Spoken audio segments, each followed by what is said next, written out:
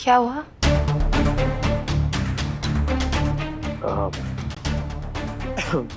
सुमन जी, मैं आपसे thank you बोलना चाहता हूँ। क्यों, किस लिए? और रेवा को ढूंढने के लिए और उसको घर वापस लाने के लिए, उसकी जान बचाने के लिए और और मेरी माँ के लिए स्टैंड लेने के लिए। एक बेटा होने के नाते मैं आज वो नहीं कर पाया जो आपने कर दिया। So thank you so much. Netaji, मैंने ये सब थैंक यू सुनने के लिए नहीं किया। मुझे थैंक यू नहीं चाहिए आपका। रेवा हम सबकी बच्ची जैसी है। मम्मी जी मेरी भी मम्मी है। वैसे भी मुझे थैंक यू नहीं सुनना आपसे। मुझे आपसे कुछ और सुनना है। मैंने आपसे कुछ कहा था आज सुबह। I love you Netaji. I love you, I love you। मैंने आपको अपने दिल की बात बताई थी। मैंने आई लव यू कहा था आपसे। आपने जवाब नहीं दिया।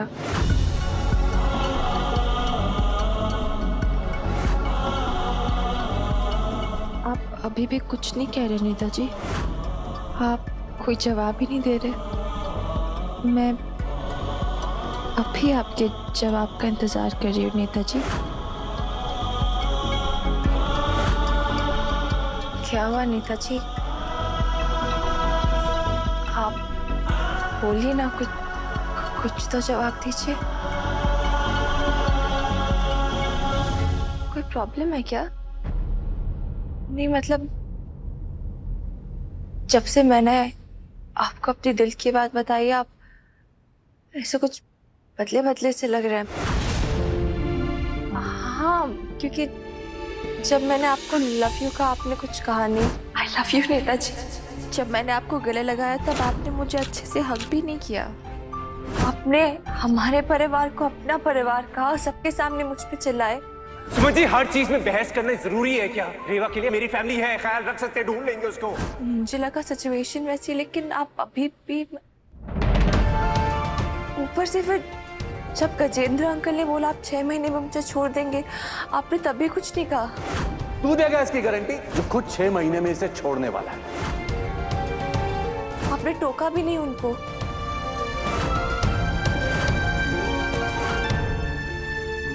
नेताजी, अगर गलत बात को सही नहीं करे ना तो वो सच बात बन जाती है। क्या? हाँ, क्या उन्होंने जो कहा, जो उस दिन देविका भाभी बोल रही थी? जानना चाहोगी कि वो क्या छुपा रहे हैं, कौन सा झूठ बोल रहे हैं? क्या वो सच था?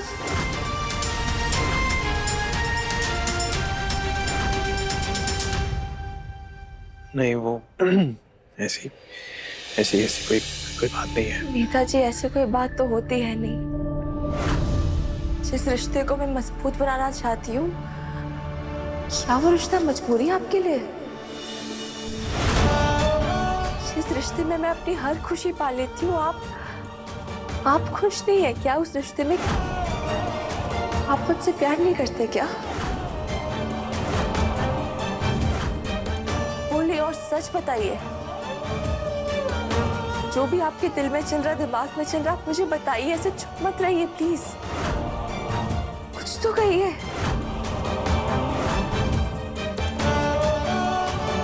नेताजी, ऋषि ने सिर्फ हमारे रिश्ते की गांठ बांधी थी।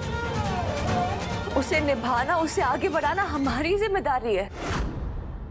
और अगर आपको ये लगता है कि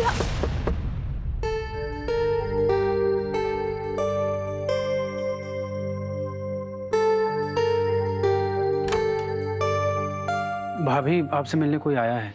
जी नरसिंह भैया, उनको वेट करने के लिए कहिए, मैं भी आई। जी।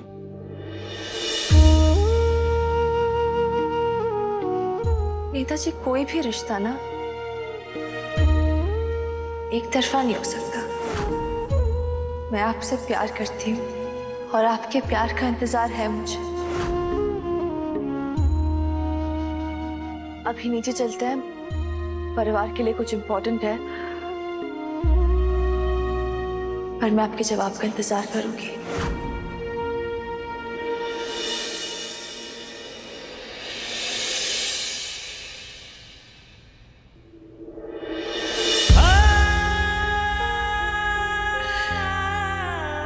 क्या जवाब दूं आपको सुमन जी? मैं जहां मैं फंसा हुआ हूं ना, वहां से हर जवाब गलत लगेगा आपको, और हर सच आपको दर्द देगा।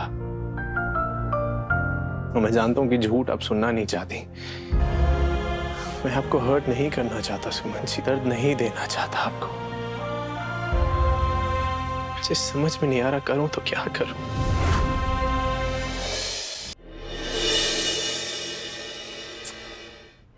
बहुत दर्द हो रहा है। वो अंकल अच्छे नहीं थे, आप उन्हें पकड़ना, छोड़ना मत। बताया उन्होंने। इट्स ओके बेटा, जो कुछ भी हुआ भूल जाओ। वो एक बुरा सपना था, बट नाउ इट्स ओवर। मम्मा आपके साथ है, पापा आपके साथ है, ओके? गुलशन पकड़ा नहीं जा सकता, वो मेरे सारे राज सबको बता देगा। और किसी को कुछ भी बताने की कोई जरूरत नहीं है। पर क्यों? क्योंकि मम्मा आपसे कह रही है, और मम्मा जो भी कहे ना हमेशा सुनना चाहिए। इसलिए जो कुछ भी हुआ ना उसे भूल जाओ, बाय बाय कह दो। इनफैक्ट मैं सोच रही थी कि कल के कल हम गिफ्ट लाएंगे, अब बाय बाय गिफ्ट, और इतनी सारी बाय बाय गिफ्ट लाएंगे कि हम भूल ही जाएंगे कि किसे बाय बाय कह रहे हैं। Good plan? देविका, चलो, सुमन ने सबको नीचे बुलाया है। तो नाचती हुई नीचे पहुंच जाऊं। ये दिन आ गए हैं, मेरी बेटी की ऐसी हालत है और उसके इशारों पर नाचना पड़ रहा है। अकेली तुम्हें नहीं, रेवा को भी साथ में बुलाया। अच्छा, ऐसी क्या बात हो गई? चलो तो सही, पता चलेगा। अब क्या नया कांड करने वाली है ये कचरा आंटी। खजराना गणेश जी, आपकी बहुत कृपा है, हमारी रेवा सही सलामत घर वापस आ गई। लेकिन भाभी, आज का दिन बड़ा एक्शन वाला रहा है कि नहीं? अभी देखो ना, एक ही दिन में रेवा का किडनैपिंग भी हो गया और हमारी भूमि का एक्सीडेंट भी हो गया। पता नहीं अब आज के दिन और कैसे जाएगा।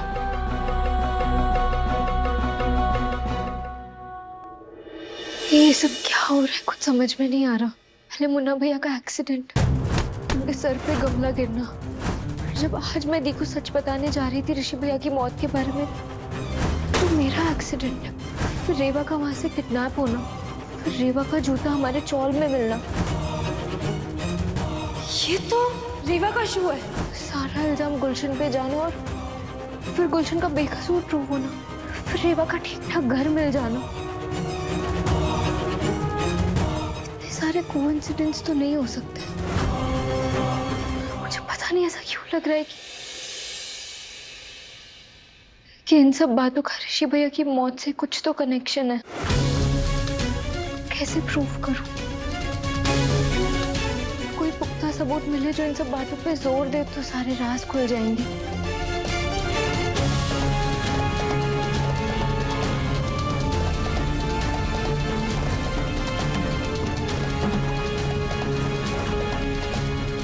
रेवा ऑलरेडी इतनी डरी हुई है, ये सब करना जरूरी है। ये वापस आ गई है ना घर पे। हाँ, लेकिन उसका वापस आना सिर्फ काफी नहीं है ना भाभी, हमें उसके किडनैपर को पकड़ना पड़ेगा। आज चलो हमारे घर का बच्चा किडनैप हुआ, कल किसी और घर का बच्चा किडनैप होगा। हमें उस किडनैपर को पकड़वाना पड़ेगा, क्योंकि हमारे घर का बच्चा सेफ है। ठीक है, रेवा सेफली मिल गई हमें, लेकिन जरूरी नहीं है ना अगले जिस बच्चे को वो किडनैप करे वो भी सेफ निकले। इसलिए हमें किडनैपर को पकड़वाना पड़ेगा, और उसे पकड़वाने में हेल्प करेंगी हमारी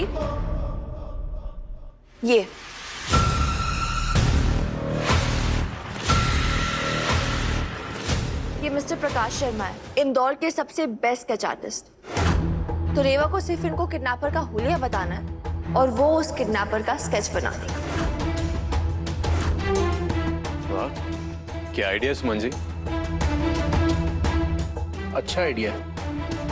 आप भी? उस आदमी को पकड़वाने के लिए जो भी करना पड़े वो मैं करूंगा। देविका, जब रेवा हमारे साथ नहीं थी ना, मुझे ऐसा लग रहा था कि मैं हर सेकंड मर रहा हूँ। इन फ्यूचर किसी माँ बाप के साथ ऐसा ना हो, इसलिए उस आदमी का पकड़ा जाना बहुत जरूरी है। बिल्कुल। अरे लेकिन हमारे लिए जरूरी ये है कि रेवा घर वापस आ गई है, तो इस सब में क्यों पड़ना? प्लीज रहने दीजिए ना, जरूरत नहीं है सबकी। भाभी, वो एक क्रिमिनल है, उसका पकड़ा जाना जरूरी है। तीर्थ भैया, यहाँ मैं कोशिश कर रही हूँ कि रेवा इस इंसिडेंट को भूल जाए, और आप सब लोग यही बात उसे बार बार याद दिला रहे हो। पापा जी, आप ही समझाइए ना सबको। देविका, तीर्थ और गुरु सही कह रहे हैं, उस आदमी का पकड़ा जाना बहुत जरूरी है। और तुम टेंशन ना लो, हम सभी लोग हैं ना, रेवा को कुछ नहीं होगा, हम हैं, चिंता ना कर। प्रकाश जी आइए, बैठिए, स्केच बनाइए।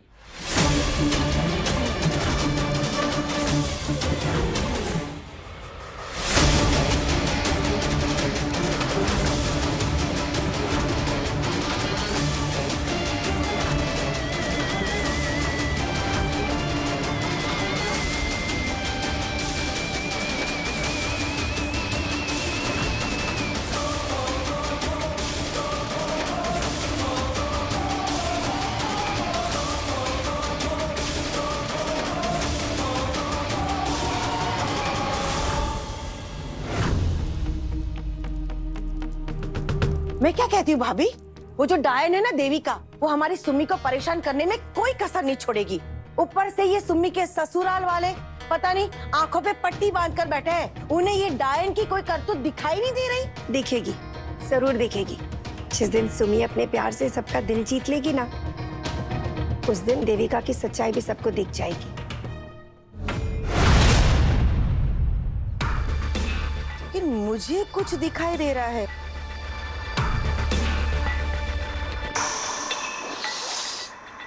कैरोसिन, यहाँ पे कैरोसिन के दाम बढ़ते जा रहे हैं, और ये देखो किसने डिब्बा यहाँ पर छोड़ दिया है। मैं इसे अंदर रख के आती हूँ। माँ, मैं दी के घर जाके आती हूँ। कहाँ कहाँ तू कहाँ जा रही है? दी के घर जा रही हूँ। नहीं, कहीं नहीं जाना है तुझे, तू यही रुक। अरे पर मुझे दी से मिलना है। ये देख, ए भूमि, चुपचाप अपने रूम में जा, चोट लगी है सर पे, चक्कर है पाँव में, कहीं नहीं जाना है तुमको। चल जा, जा अंदर। अरे हाँ ठीक है, जा अब जा बेटा, आराम कर ले, आज मत जा। मुझे दी से बात करनी ही पड़ेगी, उसे सब बताना ही पड़ेगा इससे पहले कि बहुत देर हो जाए।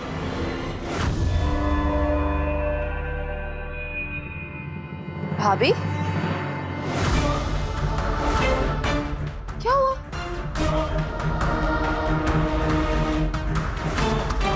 आप तो ऐसे डरी हुई हैं जैसे रेवा स्केच आर्टिस्ट को आप ही का स्केच बनाने के लिए बोल देगी। सुमन, कुछ ज्यादा ही हो रहा है, अपनी लिमिट में रहो। मेरी चीजों में टांग अड़ाओगी ना तो तुम्हारी टांग टूट जाएगी। भाभी, टांग तो क्या, मैं हाथ, नाक, मुंह, कान सब बढ़ाऊंगी। मेरे परिवार की खुशी की बात है, और उस खुशी को बचाने के लिए मैं किसी भी हद तक जा सकती हूँ।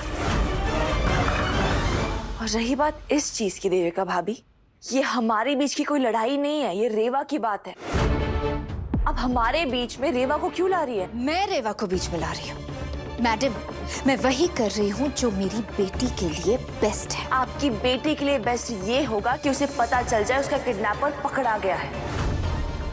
लेकिन आपके दिल में मेरे लिए इतनी नफरत है कि आप उस किडनैपर को बचाने पे तुली हुई हैं। मैं क्यों उस किडनैपर को बचाऊंगी? क्योंकि आप भी जानती हैं और मैं भी जानती हूँ वो किडनैपर गुलशन है।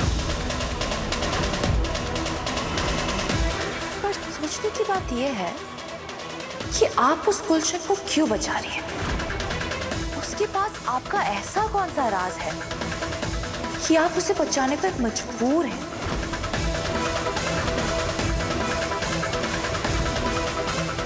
बोलिए देविका भाभी। भाभी, आप दोनों को बुला रहे हैं, स्केच रेडी है।